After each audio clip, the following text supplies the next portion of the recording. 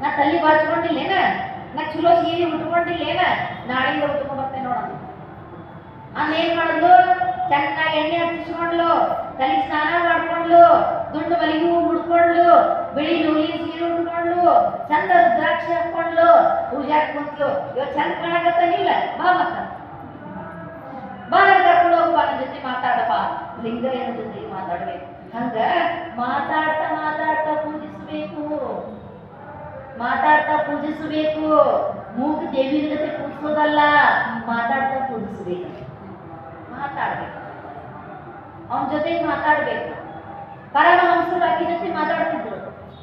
ಯಾಕೆ ದೇವಿ ಆರಾಧಕರು. ಆಕೆ ಕೇಳ್ತಿದ್ರು ಅಂತ ದಿವಸ, ಇವತ್ತು ನಿಮ್ಗೆ ಹೋಳಿಗೆ ಒಬ್ಬಟ್ಟು ಬೇಕು, ಶಿರಾ ಬೇಕು, ಅನ್ನ ಬೇಕು, ಸಾರು ಬೇಕು, ಮುದ್ದೆ ಬೇಕು, ಚಪಾತಿ ಬೇಕು ಕೇಳ್ತಿದ್ರು. ಆಕೆ ಹೇಳ್ತಿದ್ಲು ಅಂತ, ನಾನು ಇಂಥದ್ದು ಬೇಕು ಅಂತ ರೆಡಿ ಮಾಡ್ತಿದ್ರು. ಅದಕ್ಕೆ ಹೇಳಿ ಹಿಂದೊಮ್ಮೆ ಈ ಜಗತ್ತಿನೊಳಗ ಇಬ್ಬರ ಪೂಜಾರಿ, ಖರೆ ಪೂಜಾರಿ. ಒಂದು ರಾಮಕೃಷ್ಣ ಪರಮಹಂಸರು, ಇನ್ನೊಂದು ಬಸವಣ್ಣ. ಇವರಿಬ್ಬರ ಖರೆ ಪೂಜಾರಿ.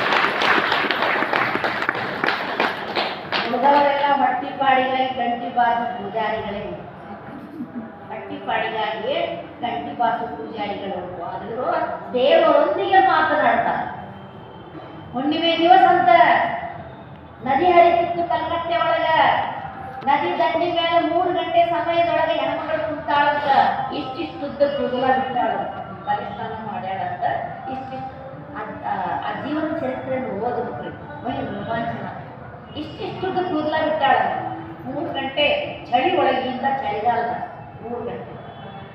ಇವ್ರಿಗೆ ನಿದ್ದೆ ಬರಲಿಲ್ಲ. ಅಧ್ಯಾತ್ಮ ಜೀವನಿಗೆ ನಿದ್ದೆ ಬರೋದಿಲ್ರಿ, ಬರೀ ಅರ್ಥ ತರಕ ಬರ. ಇವ್ರು ನೋಡಿದಂತೆ ಪರಮಹಂಸರು ಹೊರಗಡೆ ಬಂದು ನೋಡ್ತಾರಂತ, ನದಿ ದಂಡಿ ಮೇಲೆ ಯಾರು ಕೂತಾರ ಹೆಣ್ಮಗಳು, ನೋಡೇ ಬಿಡ ಹೋಗಿ ಅಂತ.